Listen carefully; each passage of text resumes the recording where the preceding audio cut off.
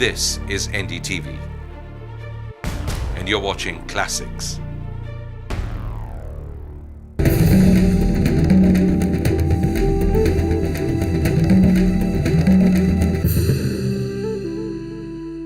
ये कूचे ये नीलाम घर दिलकशी के, ये लुटते हुए कारवां जिंदगी के,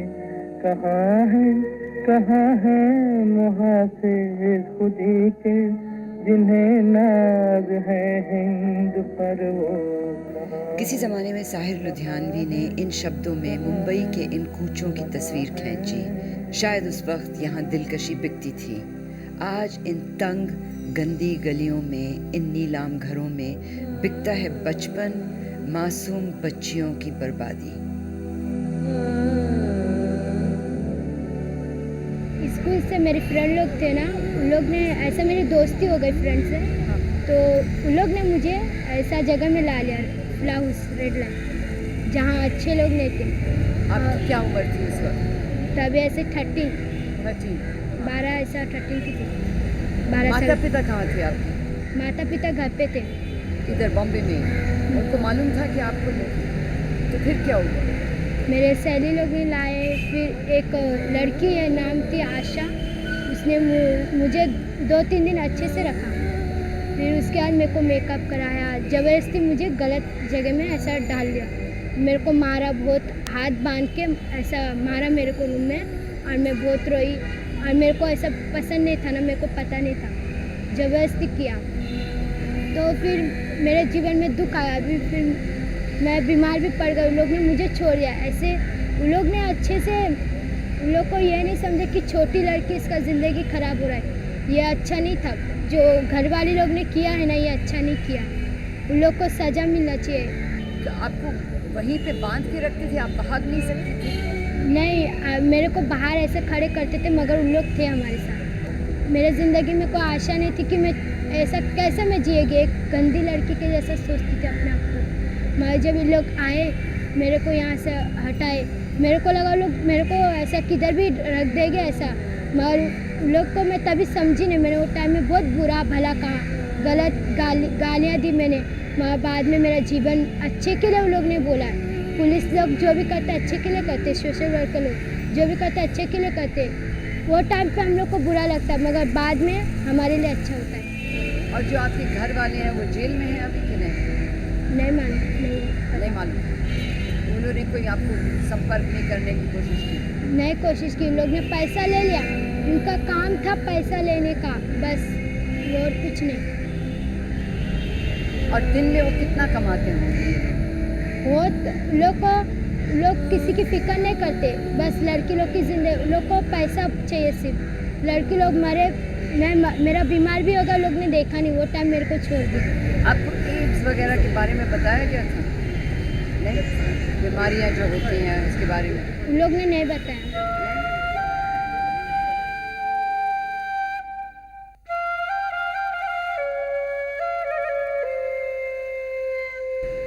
माना जाता है कि मुंबई के वैश्य व्यवसाय का 15 से 30% हिस्सा नाबालिग लड़कियों का है, बच्चियों का है।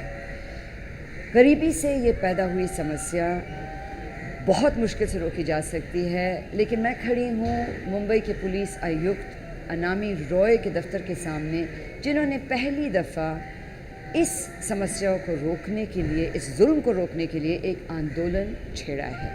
हम देखेंगे ये किस हद तक सफल होगा। जब हम इनको ले जा कर के कहीं रिमांड होम में या किसी और प्रोटेक्टिव होम में जहाँ रखते हैं, वहाँ से अक्सर कोई उनके पिता माता या कोई दूसरे ऐसे बनावटी कोई उनके पालक बन करके वहाँ जा कर के और वहाँ से उनको बेल पर छुड़ाने की कोशिश करते हैं।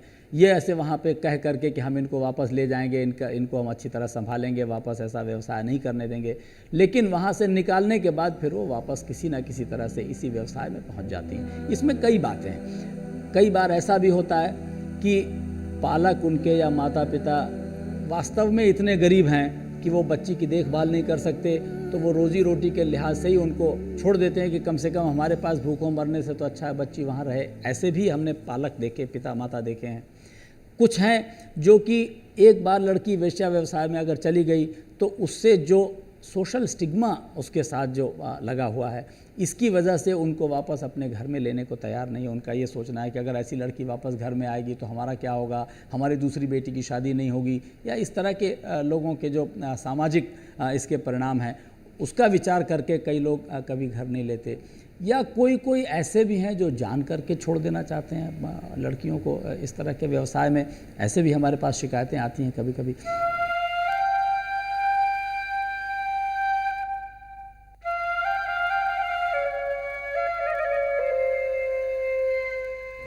मेरा उम्र 16।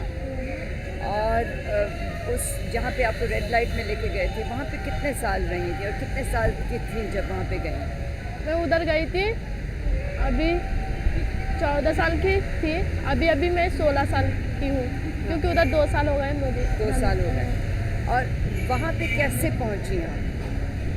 मुझे एक लड़की ने मुझे काम देगा बोल के मुझे फंसा के लेके आई इधर। कलकत्ता से? हाँ, कलकत्ता से लेके आए। मैंने सोचा मुझे काम देगा, और मेरा घर का परिस्थिति भी इतना ख़राब था जो मेरा काम ऐसा काम नहीं जो गंदे। घर कहाँ? कलकत्ता शहर में है? हाँ। हाँ। तो औरत ने मुझे फंसा के लेके आए। मैं कलकत्ता से गाँव जा रही थी और मुझे स्टेशन पर औरत मिली और मुझे बोला था मेरे सहेली है ये, ऐसा बोल के बोल देते। मैं बोले नहीं, मुझे घर जाने का। तो उसने क्या किया, वो तो चल तू मेरे साथ नहीं आना चाहती तो क्या हुआ, कुछ तो खा ले। तो मुझे कुछ खिलाए, वो परोठा ऐसा कुछ खिला के मुझे लेके आई वो। उसमें कोई नशा था? हाँ, चक्कर आया था ट्रेन में। अच्छा, और वो आपके साथ ट्रेन में चढ़ गई? यस। और फिर जब आपको होश आया? फिर सूरत में होश आया मुझे। और फिर सूरत में होश आया तो मुझे ख्याल नहीं चला कौन सी जगह है, लेकिन सब लोग बोल रहे थे बम्बई है बम्बई है। तो मुझे नहीं मालूम बम्बई क्या चीज़ है। तब सूरत में मुझे लेके आके मुझे बोला तू बैठ। तो मैं बैठी थी। मैंने बोला मुझे घर जाने का, लेकिन कलकत्ता में हूँ मैं, ऐसे लगा मुझे। मैं बोली मुझे घर जाने का। वो औरत ने बोला तू अभी बैठ, तुझे बाद में घर में लेके आएगा, काम दिलाएगा, तेरे को दिलाएगा। उसने पैसा लिया 50,000 रुपया उनका, मेरे सामने ही लिया। किससे लिया? घर वाली से। मेरे सामने पैसा लिया। सूरत में? आया सूरत में मेरे सामने पैसा लिया, लेकिन मैंने बोल दी थी ये पैसा क्यों ले रहा है और आप मुझे क्यों बोल रहे बैठो बोल के। तो बोलते मैं दोपहर लंच का खाने का टाइम हो गया तो मैं बाजार से जाएगा कुछ लेके आएगा। वो बैग भी लेके गया, उसका कपड़ा था, पैसा पूरा लेके गया और मुझे उधर बैठा दिया। और फिर घर वाले आया, मुझे सजाने लगा। वहीं पे स्टेशन पे? नहीं। हाँ। सूरत बिल्डिंग। सूरत में किसी बिल्डिंग में लेके गए? हाँ। और फिर मुझे गंदा काम करने लगा वहीं पे उसी दिन? यस, उसी दिन लेके आया। दोपहर का जब मिलाया धुलाया, शाम से स्टार्ट किया।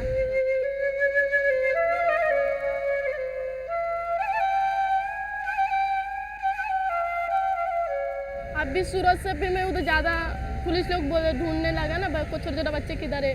तो सूरत से लेके मुझे बम्बई में भेज दिया, इधर सोनापुर, भांडुप सोनापुर। हाँ। नेपाली गली। कितने लोग आते, कितने आदमी? दिन भर 10-11 ऐसा लोग अन्याय करके भी मारते थे। तो अभी जो आप वहाँ से निकल के आई हैं, अब अपनी ज़िंदगी कैसी है आपकी? अभी मुझे ऐसा लगा मुझे नया जीवन मिला। मुझे ऐसा महसूस।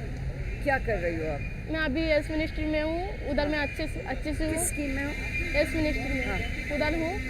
मुझे अभी उधर अच्छा पढ़ाई, मुझे पहले पढ़ना नहीं आता था, अभी मुझे पढ़ना भी आता है, सब कुछ पढ़ना आता है। और उधर अच्छा व्यवहार भी है, इज्जत भी है, एक दूसरे का ऐसे सब कुछ सिखाते हैं उधर।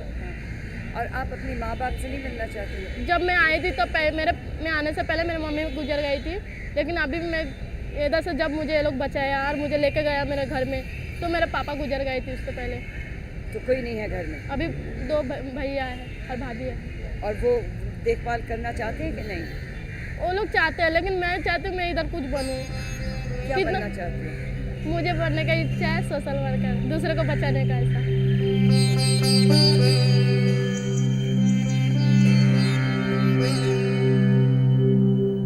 इनमें the problem was which concerned us was कि इसमें माइनर्स 10 साल 12 साल 13 साल 14 साल की लड़कियां जो इसेंशियली किडनैप की गई हैं, उनको ले आते हैं 10 साल की उम्र में, और वो जब वहाँ पे 5-7 साल 8 साल के बाद में उसको हम पूछें तो she gives a blank look, वो कंप्लेंट नहीं करती है. She has reconciled to the entire thing. So this such a organised racket और organised crime was going on, जिसमें कि जो ब्रॉथल कीपर है वो बोलेगी कि मेरे प्रॉफिट्स कम हो रहे हैं, सो वो ऑर्डर करेगी एक एजेंट को. वो एजेंट जाएगा और कर्नाटक से और आंध्र प्रदेश से, जहाँ पे फमीन आया हुआ है, ड्राउट है, यहाँ पे बहुत ज़्यादा लोग गरीब हैं, वहाँ पे जाएंगे, वहाँ से वो खरीदेगी. We are talking about modern ages जिसमें कि इस तरह से होता है, और ये चूँकि ऐसा एक सेक्शन है जो कि समाज से अलग है, इस वजह से कभी इसको मेन स्ट्रीम में या मेन स्ट्रीम कोई भी आदमी इसको एड्रेस नहीं करना चाहता था कि ठीक है it's old profession. But if you look into it, क्या अंदर चल रहा है कि 10 साल की लड़की को आप किडनैप करके ले आए हैं, उसमें it's a whole racket. Financer लाता है, वो बोलता है कि मैं तुमको 50,000 रुपये देता हूँ ऑन 2% पर मंथ का इंटरेस्ट, मुझे 30% इंटरेस्ट चाहिए. वो फिनांसर जब पैसा देता है, ब्रॉथल कीपर उस एजेंट को देती है, वो वहाँ से लेकर आता है. सो दी प्रॉफिट मार्जिन बहुत हाई थे. इस वजह से इसमें आप कितना भी जोर लगाइए तो इधर से निकल जाएगा या इधर से निकल जाएगा, it will keep on coming. और जो एडल्ट्स हैं, जो 25 साल की लड़की है या 30 साल की लड़की है, उसमें the profits are very low for obvious reasons. कोई जाएगा नहीं, या they have been old timers, तो कोई उनके पास जाएगा नहीं. So the profits are coming from miners. निकालते जब है तो कहाँ पे फेंकते हैं? This is a very difficult question. कहाँ जाती है, वेयर शी लैंड्स अप, कहाँ वो पहुँचती है, कौन उसको एक्सेप्ट करता है, शी जस्ट डिसअपियर्स.